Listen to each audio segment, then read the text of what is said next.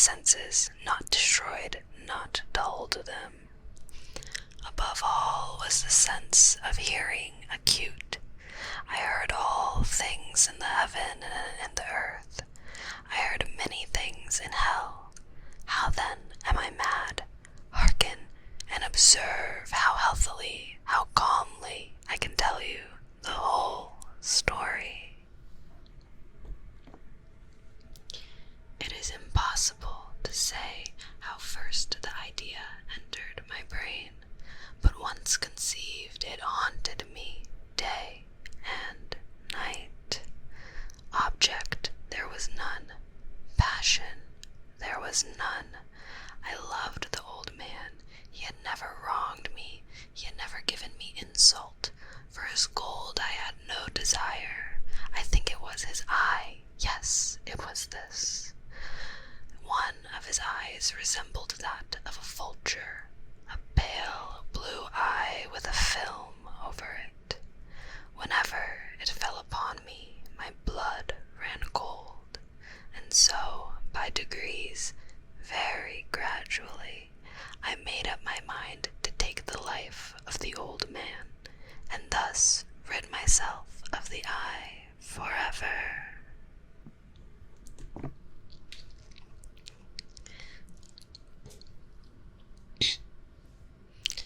Now this is the point. You fancy me mad. Madmen know nothing, but you should have seen me. You should have seen how wisely I proceeded, with what caution, with what foresight, with what dissimulation I went to work. I was never kinder to the old man than during the whole week before I killed him. And every night, about midnight, I turned the latch of his door and opened it, oh, so gently.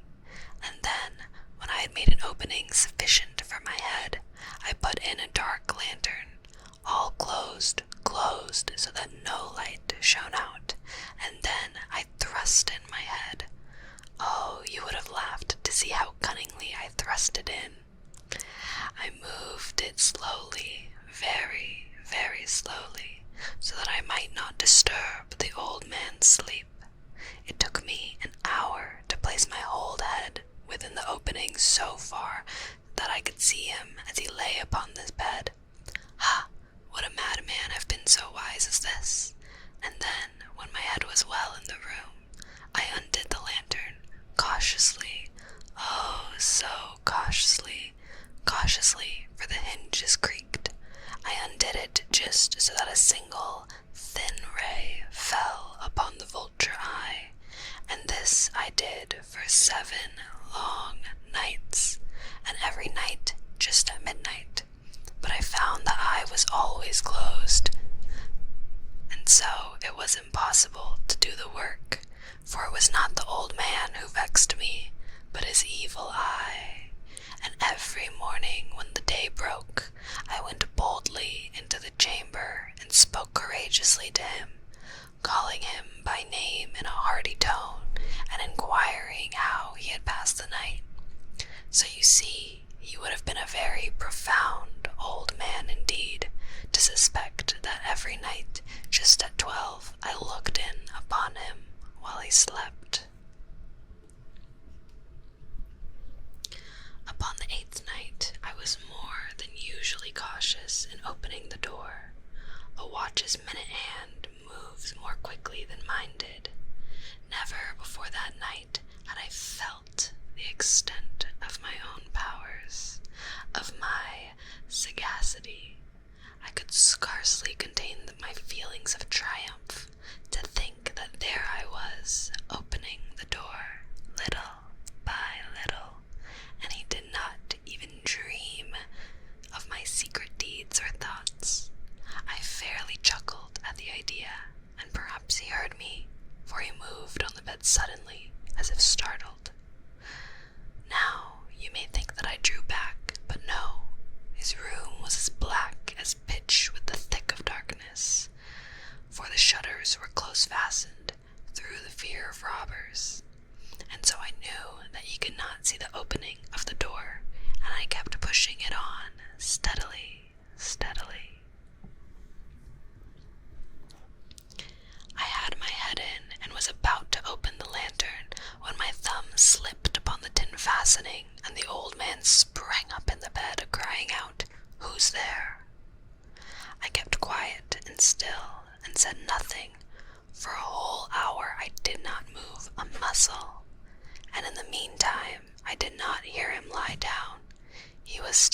sitting up in the bed, listening, just as I have done night after night, hearkening to the death watches in the wall.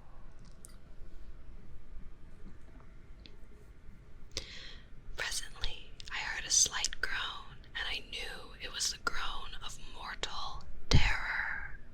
It was not a groan of pain or of grief. Oh no, it was the low, stifled sound that arises from the bottom of the soul when overcharged with awe. I knew the sound well. Many a night, just at midnight, when all the world slept, it has welled up from my own bosom, deepening with its dreadful echo the terrors that distracted me. I say I knew it well. I knew what the old man felt, and pitied him. Although I chuckled at heart, I knew that he had been lying awake ever since the first slight noise, when he had turned in the bed.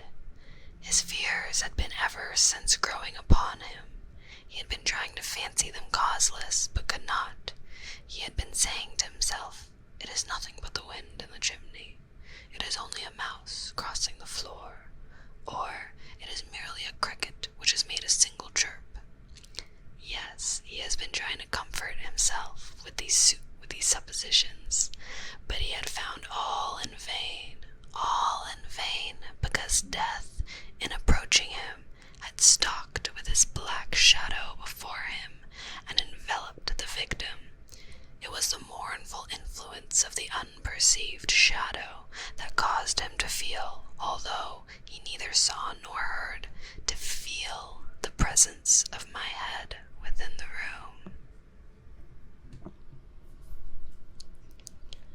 When I had waited a long time, very patiently, without hearing him lie down, I resolved to open a very, very little crevice in the lantern.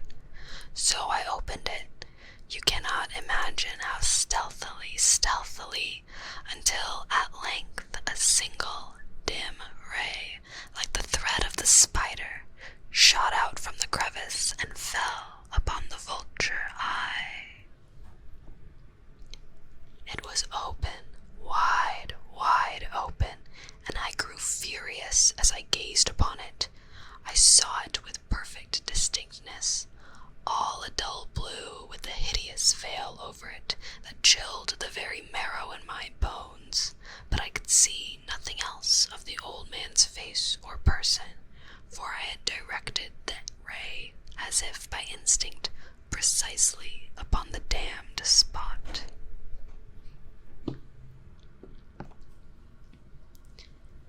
And now I have not told you that what you mistake for madness is but over acuteness of the senses. Now, I say, there came to my ears a low, dull, quick sound, such as a watch makes when enveloped in cotton. I knew that sound well, too. It was the beating of the old man's heart. It increased my fury as the beating of a drum stimulates the soldier into courage.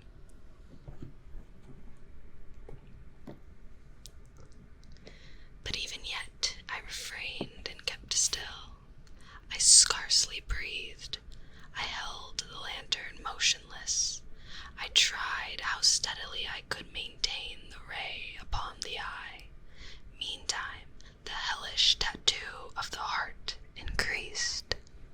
It grew quicker and quicker, and louder every instant. The old man's terror must have been extreme. It grew louder, I say louder, every moment. Do you mark me well? I have told you that I am nervous, so I am. And now, at the dead hour of the night, amid the dreadful silence of that old house, so strange a noise as this excited me to uncontrollable terror. Yet, for some minutes longer, I refrained and stood still, but the beating grew louder. I thought the heart must burst, and now a new anxiety seized me. The The sound would be heard by a neighbor. The old man's hour had come. With a loud yell, I threw open the lantern and leaped into the room. He shrieked once only. In an instant, I dragged him to the floor and pulled the heavy bed over him.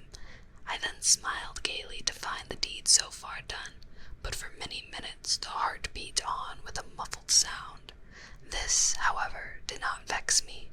It would not be heard through the wall. At length it ceased. The old man was dead. I removed the bed and examined the corpse. Yes, he was stone dead. I placed my hand upon the heart and held it there many minutes. There was no pulsation. He was stone dead. His eye would trouble me no more.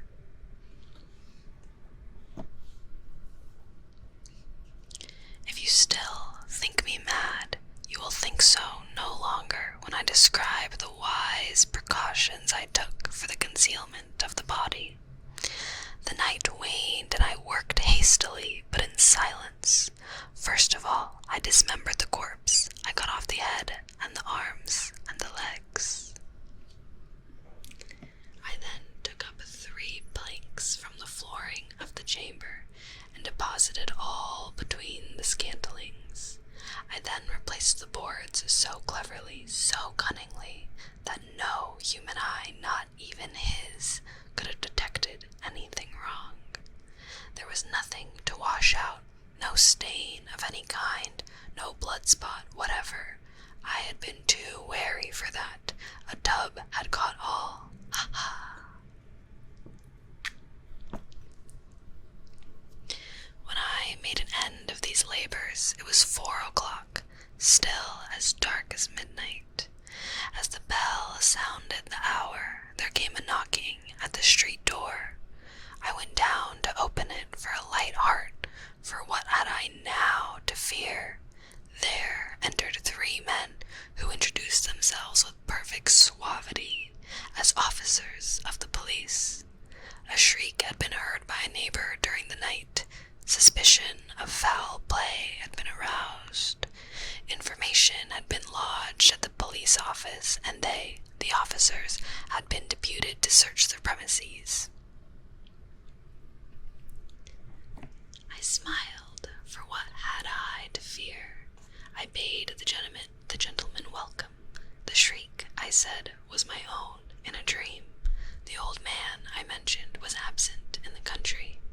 I took my visitors all over the house. I bade them search well. I led them at length to his chamber. I showed them his treasures secure, undisturbed. In the enthusiasm of my confidence, I brought chairs into the room and desired them here to rest from their fatigues, while I myself, in the wild audacity of my perfect triumph, placed my own seat upon the very spot beneath which reposed the corpse of the victim. The officers were satisfied. My manner had convinced them. I was singularly at ease. They sat, and while I answered cheerily, they chatted of familiar things, but ere long I felt myself getting pale and wished them gone. My head ached, and I fancied a ringing in my ears, but still they sat and still chatted. The ringing became more distinct. It continued and became more distinct. I talked more freely to get rid of the feeling, but it continued and gained definitiveness until, at length, I found that the noise was not within my ears. No doubt I now grew very pale, but I talked more fluently and with a heightened voice, yet the sound increased, and what could I do?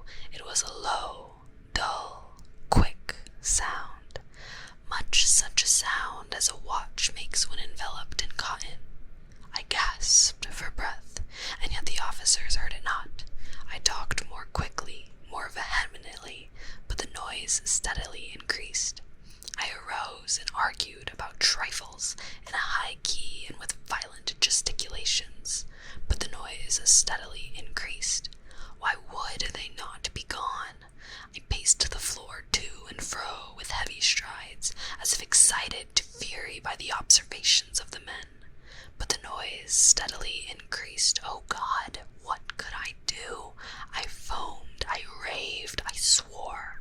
I swung the chair upon which I had been sitting and grated it upon the boards, but the noise arose over all and continually increased.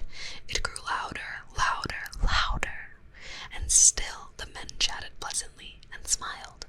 Was it possible they heard not? Almighty God, no, no, they heard, they suspected, they knew, and they were making a mockery of my horror. This I thought, and this I think, but anything was better than this agony. Anything was more tolerable than this derision. I could not bear those hypocritical smiles no longer. I felt that I must scream or die, and now, again, hark, louder, louder, louder, louder. Villains, I shrieked. Dissemble no more. I admit the deed. Tear up the planks. Here, here, it is the beating of his hideous heart. Edgar Allan Poe, January 1843. Okay, a little spookier than I remembered. Anybody else read this in middle school? Alright, well, I hope that you enjoyed the reading. I hope to do more readings in the future for my channel. If you did like it, please like, comment, and subscribe for more. But yeah, comment any other readings you guys would like me to do. I know you guys do tend to like my whisper content, so I hope that you enjoyed and that my whispers weren't too violent or spooky. Happy spooky.